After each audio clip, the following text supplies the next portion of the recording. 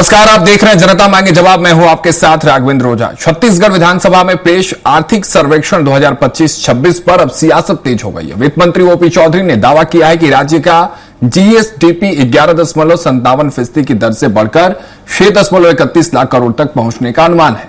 कृषि क्षेत्र में 12.53%, उद्योग में 10.26% और सेवा क्षेत्र में 13.15% की वृद्धि का अनुमान लगाया गया है।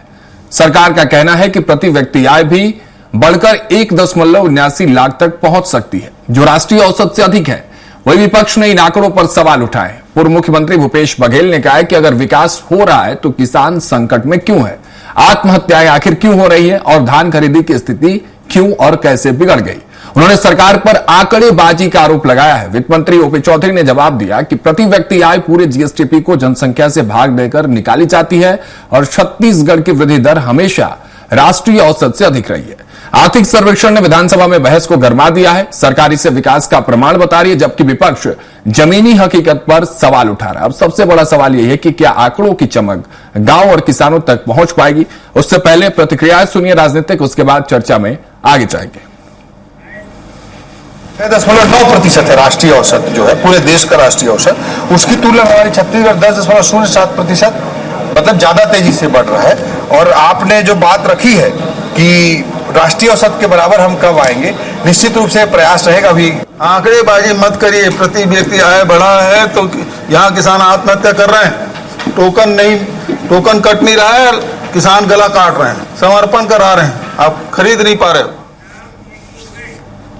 तो छत्तीसगढ़ में जो आर्थिक सर्वेक्षण पर अब सियासत तेज हो गई है, इसी मुद्दे पर हम आज चर्चा करेंगे। हमारे साथ भारतीय जनता पार्टी के प्रवक्ता प्रवीण साहू जी जुड़ रहे हैं, सुरेंद्र वर्मा जी कांग्रेस के प्रवक्ता हमारे साथ जुड़े और पीसी रथ जी हैं वरिष्ठ पत्रकार हमारे साथ जुड़ रहे हैं। आप तीनों का बहुत बहुत स्वागत है स्वराज एक्सप्रेस पर। प्रवीण जी, शुरुआत आपसे करता हूं। आप जिसे आर्थिक सर्वेक्षण कह रहे हैं, भूपेश बघेल कह रहे हैं कि आंकड़ेबाजी है, सिर्फ मेकअप है ऊपर ऊपर, बाकी नीचे धरातल पर कुछ भी नहीं है। तो इस आंकड़ेबाजी वाले बयान पर क्या प्रतिक्रिया रहेगी आपकी?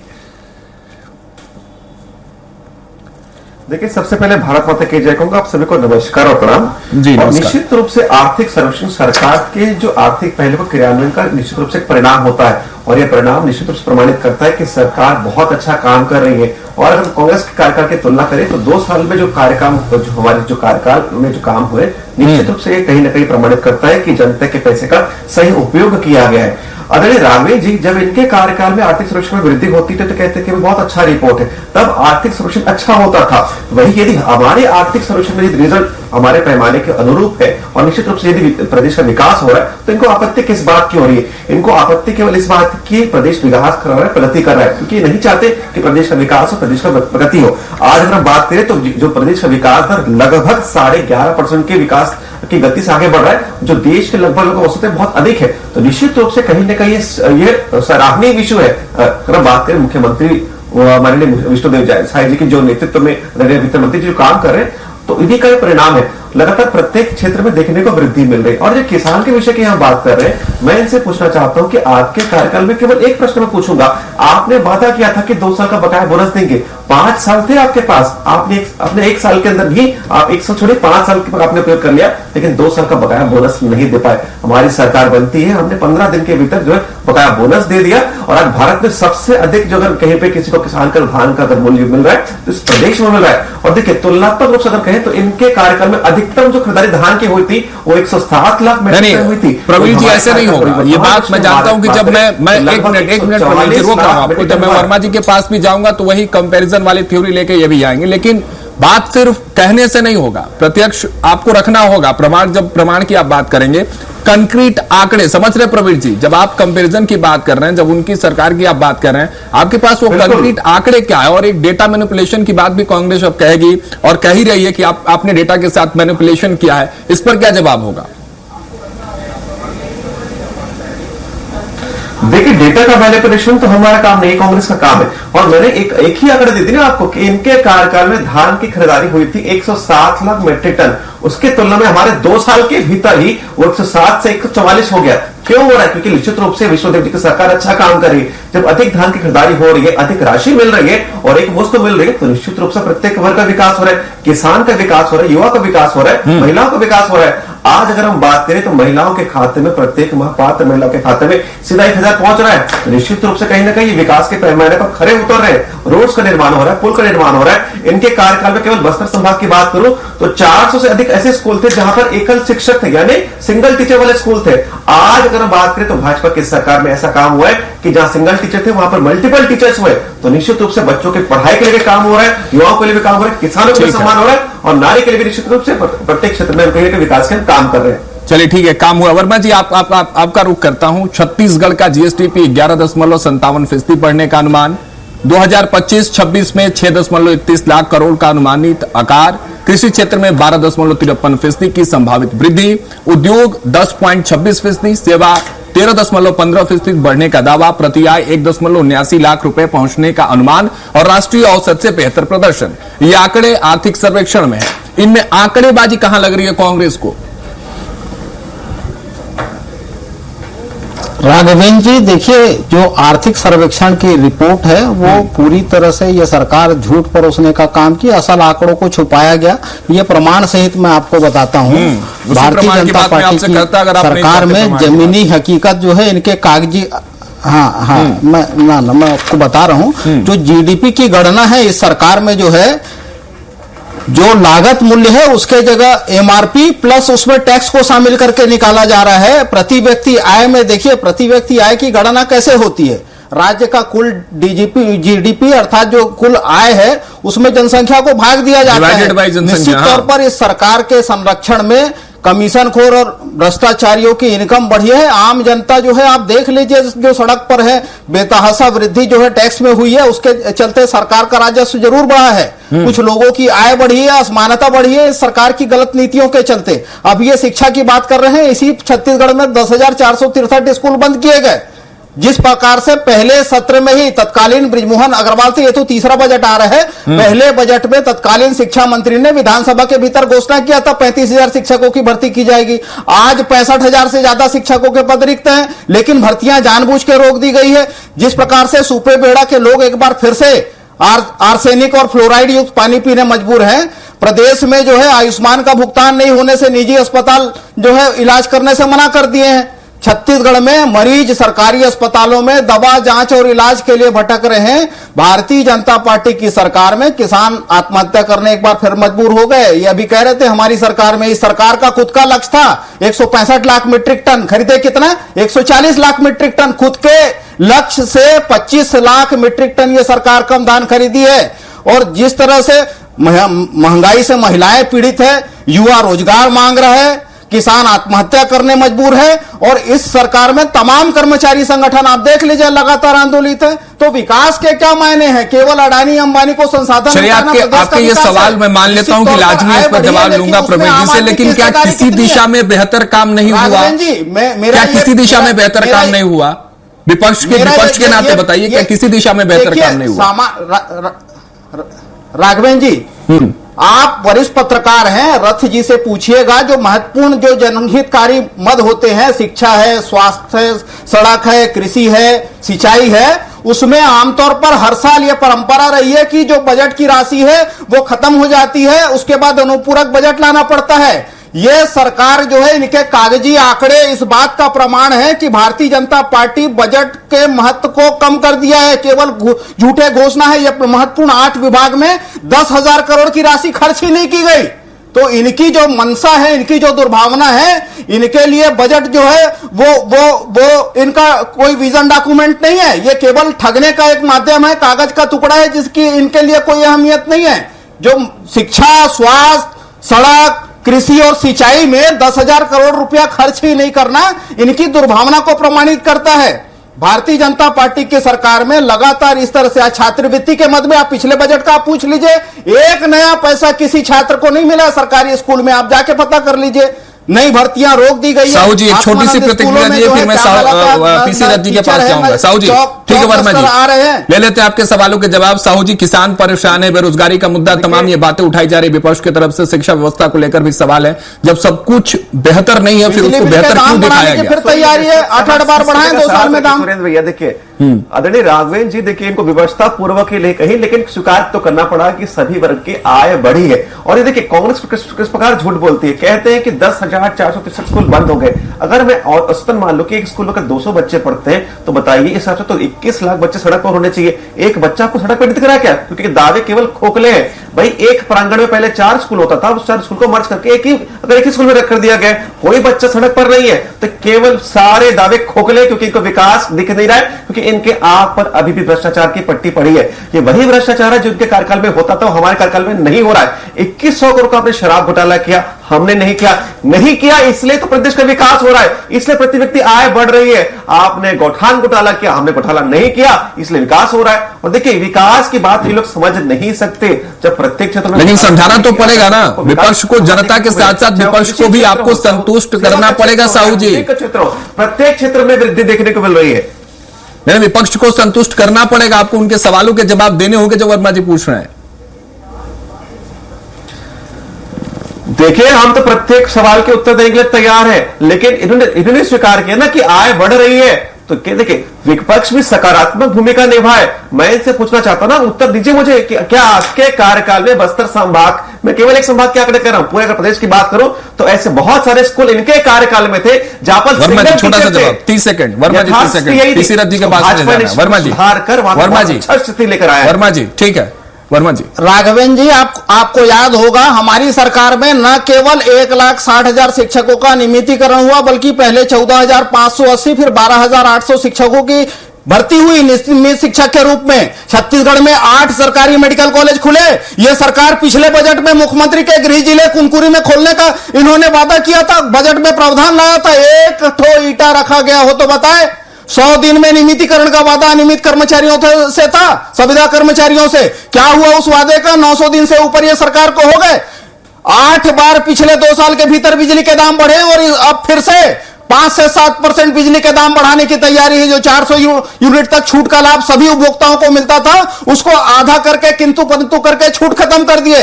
तो भारतीय जनता पार्टी की सरकार ने हर वर्ग को ठगा है। 10,000 गोठान जहां हमारी महिला बहनें स्व सहायता समूह के माध्यम से काम कर रही थी, उनको बंद करने का पाप जो है, गौ हत्या का पाप ये सरकार की है, जिसके कारण आज जो है किसान खुली चराई से परेशान है, मवेशी दुर्घटना के शिकार हो रहे हैं। भारतीय जनता पार्टी के फोकस में केवल अपने पूंजीपति मित्रों का मुनाफा है, जिसके लाभ के लिए संसाधन लुटाए जा रहे हैं। और मैंने कहा ना, प्रति व्यक्ति आय में कुल आय का जनसंख्या से भाग दिया जाता है। इनके मित्रों का मुनाफा, इनके भ्रष्टाचारी कमीशनखोरी का ओपी चौधरी भी तो यही बात कर रहे थे, जो आप अभी बात समझा रहे हो वर्मा जी, बिल्कुल यही फॉर्मूला है, यही चाहे आपकी उसमें बताइए कौन से फॉर्मूले से जीडीपी निकाला गया इस बार, ये आप बताइए कि मैं साहू जी से पूछूं। हिस्सेदारी, उसमें असमानता बढ़ी है कि नहीं, मैं आपसे जानना चाहता हूं। इस सरकार में असमानता बढ़ी है कि नहीं? गरीब और गरीब हो रहा है, उनका शोषण हो रहा है। 40,000 से ज्यादा पीसी रथ जी, ठीक है वर्मा जी रोकता हूं आपको, आपसे जब पूछा जाएगा आप तमाम सवालों के साथ रहेंगे, लेकिन पीसी रथ जी के पास मैं आ रहा हूं। रथ साहब, आपने तमाम सरकारें आते जाते देखे होंगे, क्या लगता है अभी भारतीय जनता पार्टी ने जो आर्थिक सर्वेक्षण जो पेश किया गया वो हकीकत के करीब है या सियासत के करीब है? देखिए, जिस बात का दावा अभी हमारे साथी प्रवक्ता भाजपा के कर रहे थे कि महतारी वंदन जैसी योजनाओं से भी लाभ हुआ है करके, तो ये अपने आप में उस बात को रेखांकित कर रहा है कि प्रति व्यक्ति आय बढ़ने में अगर सरकार के द्वारा फ्री बांटी गई चीजें शामिल हैं, तो इसका मतलब क्या वास्तविक आर्थिक स्थिति लोगों की मजबूत हुई है? या अगर अपन कहें कि 5 किलो राशन देने से अगर लोगों की वो जो जीविकोपार्जन की स्थिति बेहतर हुई है करें अगर, तो इसका मतलब कहीं ना कहीं विकास जो है वो किसी के रहमो करम पर है। अगर विकास खुद के लोगों के अपने कार्य क्षमता बढ़ने से, लोगों के रोजगार बढ़ने से होता, तो उसको वास्तविक विकास माना जाता। अब इसमें यह देखने वाली बात है कि राष्ट्रीय स्तर पर जो औसत है वो कम है और हमारा छत्तीसगढ़ का स्थिति अच्छी है, तो ये निश्चित रूप से छत्तीसगढ़ प्राकृतिक संसाधनों से बहुल संपन्न प्रदेश रहा है। और छत्तीसगढ़ में कोरोना काल में भी उस तरह से छत्तीसगढ़ में आर्थिक विकास जो है, जब सारी चीजें बंद थी उस समय भी इतना आर्थिक विकास हुआ था कि कोरोना काल में भी हमारे यहाँ जो उसके बाद जब मार्केट खुला था तो गाड़ियां और ट्रैक्टर्स काफी बिके थे। यानी जो मूल छत्तीसगढ़ का अर्थव्यवस्था है वो कृषि से बढ़ती है और कृषि की स्थिति अभी भी बरकरार है। अच्छी कृषि के होने के कारण पिछले 2-3 सालों से अपन देख रहे हैं कि लगातार फसल अच्छी आ रही है और कोई भी उस तरह का संकट कृषि क्षेत्र में नहीं है, जिसके कारण निश्चित रूप से लोगों की आय बढ़ी होगी, किसानों की आय बढ़ी होगी और वो आंकड़े के रूप में सामने आया होगा। लेकिन कहीं ना कहीं ये बात है कि जो लोग डायरेक्ट कृषि से जुड़े हुए नहीं है, ऐसे लोगों की आय कम हुई है। कोरोना के बाद से लगातार शहरी रोजगार कम हुआ है और ये बात सही है कि जो मूल्यांकन का तरीका है वो सभी लोगों की, सरकार की कुल मिलाकर के जो आय है उससे जनसंख्या को भाग दिया जाता है, उससे जो आंकड़े आते हैं तो उसमें प्रति व्यक्ति आय का पता नहीं चलेगा कि वास्तव में वो प्रति व्यक्तियों की हालत मजबूत हुई है कि नहीं हुई है। ये स्थिति उन आंकड़ों से रिफ्लेक्ट नहीं होगी। ये देखने में होगा कि क्या हमारे इनकम टैक्स देने वालों के जो आय है, हमारे प्रदेश के आम इनकम टैक्स देने वालों की आय है, क्या वो बढ़ी है। पिछले दिनों जो आंकड़े आए थे उसमें जीएसटी की आय लगातार बढ़ रही थी, लेकिन इनकम टैक्स की आय या तो स्थिर थी या कम हो रही थी। ये छत्तीसगढ़ के आंकड़े आयकर विभाग के बताते हैं। तो इससे आप समझ सकते हैं कि कहीं ना कहीं जो विरोधाभास है आंकड़ों का, और वो सरकारें अपने फायदे के हिसाब से आंकड़ों को हाईलाइट करती हैं। और ये इसमें ये है कि जो खनन के लिए बड़े पैमाने पे जो छत्तीसगढ़ के प्राकृतिक संसाधनों के बीच जो अवैध खनन या कोल खनन का जो रिफ्लेक्शन आया होगा बजट में, वो क्या स्पेसिफाइड अलग से इसमें दिखाया गया है, वो भी बताया जाना चाहिए कि जो आय बढ़ी है उस आय के पैमानों में अलग अलग खनन वाले उद्योगों से प्राप्त होने वाली आय का परसेंटेज क्या है। कहीं ऐसा तो नहीं कि उद्योगों में जो बढ़ी आय है वो भी ज्यादातर हम खनन वाले उद्योगों से मिल रही आय को गिन रहे हैं, क्योंकि कहीं ना कहीं छत्तीसगढ़ में उद्योग, नए उद्योग खुलने के उतने उदाहरण नहीं है। इन वर्षों में नए उद्योग खुले नहीं है और लगातार स्टील इंडस्ट्री जो है वो लगातार प्रलाप करती रही है एक तरह से, और कहीं ना कहीं वहां पर ग्रोथ उस तरह से दिखाई नहीं दे रहा है जितना कि वो ग्रोथ होना चाहिए था। तो ये मुझे लगता है उसको क्लियर किया जाना चाहिए। और रोजगार का जहां तक सवाल है, चिकित्सा पे जो कॉलेजेस की घोषणा मेडिकल कॉलेजेस की हुई थी उसका इंफ्रास्ट्रक्चर तैयार नहीं हो पाया है इन वर्षों में, तो वो वहां पर लोगों को वास्तविक फायदा नहीं हो रहा है। और अभी अभी हाईकोर्ट के आदेश पे जो आरक्षकों की भर्ती 6000 पदों की हो रही थी वो भी रोक दी गई है, कहीं भ्रष्टाचार की शिकायतों के कारण, ऐसी खबरें भी आ रही हैं। तो और दूसरी बात 112 नंबर और 108 की सेवाएं भी डिसकंटिन्यू हुई हैं, उसमें भी लोगों को प्रॉपर मदद नहीं मिल पा रही है जिस व्यापक उद्देश्य से चालू की गई थी वो सेवाएं। तो इस तरह से छोटी छोटी बहुत सारी चीजें, जैसे सामूहिक परिवहन के लिए बसों की व्यवस्था, राज्य परिवहन एक बार जो जोगी सरकार में, कांग्रेस की सरकार में बंद किया गया था, उसको चालू करने की मांग कई बार उठती है, लेकिन सार्वजनिक परिवहन को उस तरह से प्रोत्साहित नहीं किया जा रहा है प्रदेश में। वो भी एक संकट का कारण है, क्योंकि लोगों को आने जाने के लिए, रोजगार के आने जाने के लिए बहुत पैसे खर्च करने पड़ते हैं किराए पे, और वो किराए की विसंगति के कारण जो है लोगों की आय का एक बड़ा हिस्सा उधर चला जाता है। तो अगर सरकार संवेदनशील है तो इस बार उसको उसकी भी कोशिश करना चाहिए कि छत्तीसगढ़ राज्य परिवहन, हरियाणा राज्य परिवहन हो सकता है, राजस्थान राज्य परिवहन हो सकता है, पंजाब राज्य प्रवीण जी से जवाब ले लेते हैं। जो बातें आपने कही है तो वो भी प्रवीण जी ध्यान दिया जाना चाहिए। बिल्कुल प्रवीण जी, किस तरह से ध्यान दिया जाएगा, कितना ताल्लुक रखते हैं पीसी रद्दी के बाद से, क्योंकि इन्होंने आत्मानंद स्कूल बहुत अच्छे काम कर रहे थे पिछली सरकार में और मौजूदा सरकार ने उसको चालू रखा है, लेकिन आत्मानंद स्कूल का स्तर में लगातार गिरावट आ रही है। तो कहीं ना कहीं वो शिक्षा को सरकार प्राथमिकता अगर दे रही है तो उत्कृष्ट आत्मानंद स्कूल को कायम रखना चाहिए था। वो एक सरकार को प्राथमिकता से ध्यान देना चाहिए। ये सुझाव है, सुझाव समझिए इसको प्रवीण जी, या आप अपने लिए जिस तरह से आप इसको ले पॉजिटिव वे में ले तो छत्तीसगढ़ के विकास के लिए और अच्छी बात होगी। लेकिन क्या लगता है भारतीय जनता पार्टी को, माना यह सर्वेक्षण जनता के लिए विकास रिपोर्ट है, लेकिन और भी बैलेंस करने की आवश्यकता है क्या साहू जी? क्या इस पर काम होगा ताकि ये जो आंकड़े आप सर्वेक्षण में पेश करते हैं वो और भी ब्यूटीफुली रिफ्लेक्ट हो पाए सामने? देखिए पृथ्वीराज जी बहुत सम्मानित पत्रकार हैं और इनके सकारात्मक सुझाव पर निश्चित रूप से सरकार बहुत सकारात्मकता से लेगी और देखिए उनको धरातल पर भी क्रियान्वित भी करेंगे। लेकिन देखिए आदरणीय सुरेंद्र वर्मा जी कह रहे थे कि जीडीपी के आंकड़े जो जीडीपी का कैलकुलेशन का तरीका अलग है। भाई सरकार आपकी हो चाहे हमारी हो, सभी के तरीका जो है निश्चित रूप से वही होता है। यदि वह आपके हित में है तो आप कहते हैं हितकारी है, और यदि हमारे हित में है और भाजपा की सरकार ने किया तो कहते हैं अहितकारी है। ये दोहरा पैमाना नहीं हो सकता। और ये देखिए गौ हत्या की बात ही कह रहे थे कि भाई देखिए ये विषय आज आर्थिक सर्वेक्षण का है, लेकिन गौहत्या के नाम पर किसने 1300 करोड़ का घोटाला किया जनता जान रही है। अगर तखतपुर की घटना का अगर उल्लेख करूं तो 10 बाय 10 के कमरे में लगभग 20 से अधिक गौवंश को वहां रखकर निर्मम रूप से भूख के माध्यम से उनकी हत्या कराने वाली कांग्रेस हम पर प्रश्न ना उठाए। हमने कभी गौठान के नाम पर घोटाला नहीं किया। और देखिए मेडिकल कॉलेज की बात करें थे, आपको जानकारी में दे दूं कि बिलासपुर के कोने में 100 जगह बात करें तो 200 करोड़ की लागत से 10 मंजिला मल्टी सुपर स्पेशलिटी हॉस्पिटल चालू होकर तैयार हो चुका है। इस प्रकार से बात करें तो कवर्धा, जांजगीर चांपा, मणेंद्रगढ़ और गीदम यानी दंतेवाड़ा सुदूर क्षेत्रों में भी निश्चित रूप से केवल घोषणा ही नहीं हुआ। अगर टोटल मिला के बात करूं तो वहां पर भी लगभग 1200 करोड़ से अधिक का जो काम टेंडर के माध्यम से प्रारंभ हो चुका है। और इसके अतिरिक्त एमडी और एमएस यानी जो मेडिकल कॉलेज की जो सीटी थी पीजी की, वो भी 61 नए सीटें भी निश्चित रूप से वहां भी चालू हो चुकी है। तो लगातार सरकारें बहुत अच्छा काम कर रही है। देखिए विपक्ष की भूमिका निश्चित रूप से प्रश्न उठाने की भी है, लेकिन सरकारें अच्छा काम करे तो उसके करने की प्रशंसा भी करनी चाहिए। सकारात्मक ये भी कहते हैं। देखिए लगातार सरकार अच्छा काम कर रही है। मैं विपक्ष से भी अनुरोध करूंगा कृपया सकारात्मक पहलू पर भी ध्यान दे। वर्मा जी आंकड़े झूठे हैं, माना गया, चलिए मान लेते हैं एक दफा की आंकड़े झूठे, लेकिन विकल्प क्या है कांग्रेस के पास विपक्ष में होने के नाते? क्या वैकल्पिक इकोनॉमिक विजन है आपके पास?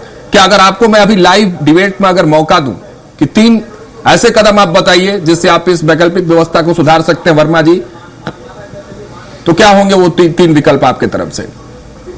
राघवेंद्र जी, छत्तीसगढ़ जो है वो कृषि प्रधान प्रदेश है। वनोपजों का यहाँ बहुसंख्यक क्षेत्रों में जो बस्तर और सरगुजा के क्षेत्र हैं वहाँ वनोपज और वन संसाधन जो है वो एक हमारी बड़ी उपलब्धि है।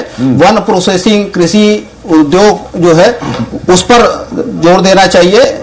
अर्थव्यवस्था के तीनों महत्वपूर्ण जो सेक्टर है पहले से ही छत्तीसगढ़ उसमें समृद्ध रहा है। ये नई बात नहीं है, राष्ट्रीय औसत से हमारा औसत बेहतर रहा है। लेकिन विकास के मायने आम जनता का विकास होना चाहिए। आज छत्तीसगढ़ में 80% गांव में जो है मनरेगा के काम बंद है। उद्योग के नाम पर जो है आप पता कर लीजिए, जो यहाँ की राइस इंडस्ट्रीज है 40% राइस इंडस्ट्रीज बंद हो चुकी है। नए तो आप भूल जाइए। जिस प्रकार से जो पॉलिसी रही है उद्योगों को लेके, स्पंज आयरन रोलिंग मिल की कमर टूट गई है, जो बिजली की दरें बढ़ाई गई है। हमारे जो कॉम्पिटिटिव राज्य हैं जो स्टील उत्पादन में, उड़ीसा, झारखंड, आज वहां पे हमारे से आधे दाम पे बिजली मिल रही है, तो हमारे उद्योगपति कैसे वहां कम्पीट कर पाएंगे? ये उद्योग के नाम पर केवल संसाधनों की लूट मची है। हसदेव हो, तमनार हो, मैनपाट हो, बैलाडीला हो, धर्मजयगढ़ हो, बीजापुर हो, हर जगह केवल और केवल वनों की कटाई करके खनिज जो है पूंजीपति मित्रों को सौंपे जा रहे हैं। और ये जो विकास के इनके मायने हैं वो केवल चंद लोगों का विकास है। इस सरकार के चहेते लोगों को तमाम सब्सिडी राहत जो है उन्हीं को मिल रही है। ये औसत निश्चित तौर पर बढ़ा है, लेकिन उस औसत में मैं बार बार यही कह रहा हूं कि आम जनता की भागीदारी कितनी है। ये स्कूलों की हालत, ये मीडिया रिपोर्ट है। सरकारी स्कूलों को ये कह रहे थे 30 सेकंड साहू जी, समय हमारे पास कम है। डायस कोड मर्ज करने का क्या मतलब होता है? वहां जो रसोईया थे, वहां जो अनियमित कर्मचारी थे, उनको नौकरी से निकाल दिया गया, सफाई कर्मचारी बाहर हो गए। तो इस सरकार के फोकस में शिक्षा, स्वास्थ्य, रोजगार, पर्यावरण ये बिल्कुल नहीं है। सिंचाई की कितना रकबा बढ़ा है? अजय चंद्राकर जी ने पिछले सत्र में उठाया था, पहली बार छत्तीसगढ़ के इतिहास में सिंचाई का रकबा कम हुआ है, 2.5% घटा है। ये शर्म की बात है हम सबके लिए। प्रवीण जी जल्दी से 30 सेकंड में अपनी बात रखिए। पैमाना कब होता है? जब निश्चित रूप से काम होना चाहिए। मैं वही कह रहा हूं, देखिए इनके कार्यकाल में प्रयास नामक आवासीय विद्यालय को बंद कर दिया गया, जो नहीं किया गया। बात है, बड़ा प्रतिवाद करता हूँ। प्रयास हमने उनकी क्षमता बढ़ाई कर दिया गया। बिल्कुल नहीं बंद किया गया। बच्चे प्रवीण जी ये गलत बयानी ना करें। प्रयास स्कूलों का उन्नयन हुआ हमारे समय में। मैं बताना चाहता हूं, ये तो 108 नहीं चला पा रहे हैं। ये तो एमएस और एमडी की सीट खा गए छत्तीसगढ़ के बच्चों से। आपको भी बात चाहे कुछ भी हो, वरिष्ठ पत्रकार के तौर पे जो बात पीसी रथ जी ने कही, हकीकत अगर उसमें हो तो प्रवीण साहू जी उस पर काम हो, और सुरेंद्र वर्मा जी विपक्ष में होने के नाते इकोनॉमिक विजन या हर मुद्दे पर सलाह भी जरूरी है। इसी के साथ आप तीनों का बहुत बहुत शुक्रिया हमारे साथ जुड़ने के लिए। इस चर्चा में प्रवीण जी आपका, सुरेंद्र जी आपका और पीसी रथ जी आपका बहुत बहुत शुक्रिया हमारे साथ जुड़ने के लिए। फिलहाल इस चर्चा में मेरे साथ इतना ही। आप देखते रहिए स्वराज एक्सप्रेस।